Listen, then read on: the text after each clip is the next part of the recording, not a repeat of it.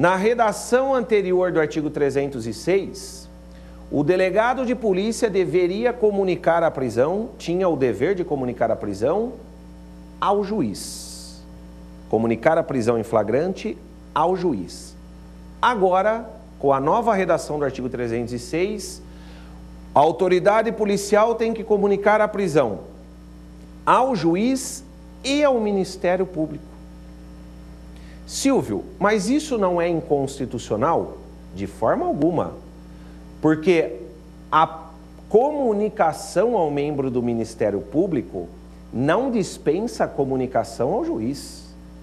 Vejam, o que houve foi mais uma garantia em favor do direito de liberdade. Então, a autoridade policial deve comunicar a prisão em flagrante ao juiz, como determina a Constituição, e agora também ao membro do Ministério Público. Ok? Outra alteração importante, talvez essa seja a maior alteração no que se refere à prisão em flagrante. O artigo 310 do Código de Processo Penal diz agora o seguinte: o juiz, ao receber a comunicação da prisão em flagrante, tem três opções: relaxar a prisão se verificar que ela foi uma prisão executada ilegalmente. Segunda opção, converter a prisão em flagrante em prisão preventiva de forma fundamentada. E terceira opção, conceder liberdade provisória com ou sem medida cautelar. A fiança é apenas uma das medidas cautelares diversas da prisão. Foram criadas muitas outras agora. Eu quero me ater à segunda hipótese. O juiz deve converter a prisão em flagrante em prisão preventiva, se for o caso, de forma fundamentada. Portanto, acabou aquela prática judicial do carimbo flagrante formalmente em ordem. Vejam, o preso em flagrante, ele não pode ficar preso por força do flagrante. Ele tem que ficar preso por força da prisão preventiva. Da prisão preventiva. E o juiz tem de converter essa prisão em flagrante em prisão preventiva de forma fundamentada. O que significa dizer? Não basta o juiz dizer flagrante formalmente em ordem. Não. O juiz tem que dar um despacho assim: estou convertendo a prisão em flagrante em prisão preventiva porque estão presentes os motivos da prisão preventiva. E estão presentes os motivos da prisão preventiva pelas seguintes razões.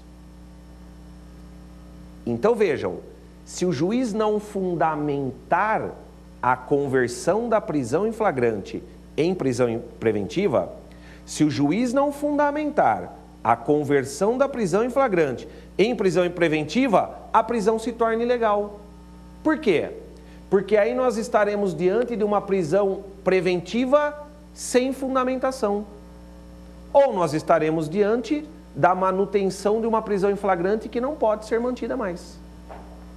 Então vejam, pessoal, o juiz tem que fundamentar. E vejam, fundamentar não basta. Deve ser uma fundamentação idônea. O que significa isso? Não basta o juiz fundamentar com a mera repetição da letra seca da lei. Porque muitos juízes fundamentam a prisão preventiva da seguinte forma. Olha só. Olha o despacho de fundamentação. Havendo indícios suficientes de autoria e prova da materialidade, decreto a prisão preventiva para a garantia da ordem pública. Isso não é fundamentação idônea. Isso é mera repetição das expressões literais da lei. Isso não é fundamentação idônea.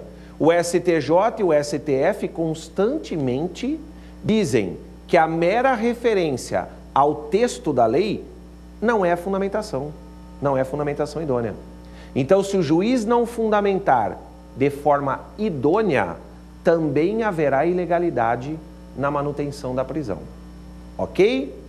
Bem, uma outra questão importantíssima é a questão do artigo 311. O artigo 311 diz assim: em qualquer fase da investigação policial ou do processo penal, caberá a prisão preventiva decretada pelo juiz de ofício, se no curso da ação penal. De ofício, se no curso da ação penal, ou a requerimento do Ministério Público, do querelante ou do assistente, ou por representação da autoridade policial. Aqui nós temos dois pontos a ressaltar. Primeiro, o juiz não pode mais decretar prisão preventiva de ofício na fase das investigações. O juiz só pode decretar prisão preventiva de ofício na fase da ação penal. Na fase das investigações, juiz não decreta mais prisão preventiva de ofício. E a segunda questão a ser ressaltada é a seguinte: agora o assistente de acusação e o querelante podem requerer prisão preventiva. O assistente de acusação, novidade, e o querelante podem requerer prisão preventiva do réu. Ok? Alteração relevante, hein? Juiz não pode mais decretar prisão preventiva de ofício na fase investigatória. Por quê? Porque o nosso sistema processual é o sistema acusatório, que exige um juiz imparcial. Portanto, o juiz não pode, de ofício, praticar atos durante a investigação, sob pena de se tornar um juiz inquisidor, um juiz que está violando o sistema acusatório, ok? Por isso que o juiz não pode decretar prisão preventiva de ofício na fase das investigações. O artigo 312 praticamente mantém os mesmos requisitos e motivos da prisão preventiva. A prisão preventiva poderá ser decretada como garantia da ordem pública, da ordem econômica, por conveniência da instrução criminal ou para assegurar a aplicação da lei penal quando houver prova da existência do crime e indício suficiente de autoria. Portanto, os requisitos da prisão preventiva continuam os mesmos: indícios suficientes de autoria e prova da materialidade. E os motivos da prisão preventiva também: garantia da ordem pública, garantia da ordem econômica, por conveniência ou necessidade da instrução ou para aplicação da lei penal. Ok? Esses continuam sendo os motivos da prisão preventiva. O artigo 313 sofreu uma alteração substancial. O artigo 313 agora dispõe: nos termos do artigo 312 deste Código, será admitida a decretação da prisão preventiva nos crimes dolosos punidos com pena privativa de liberdade máxima superior a 4 anos. Superior a 4 anos.